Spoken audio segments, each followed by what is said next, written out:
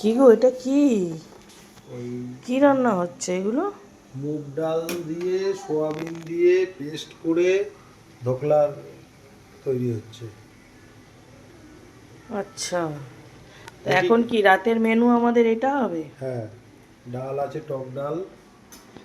দেখবো খেয়ে কেমন লাগে। এটা কি দিয়ে বানিয়েছো?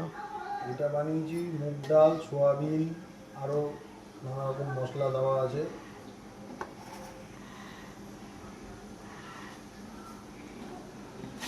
আচ্ছা, ভালো। এটা দিয়ে এখন আমাদের তরকারি হবে, ভাজা হবে, সবে ভাজা হচ্ছে, এরপরে তরকারি রান্না হবে, তবে আমরা খাবো।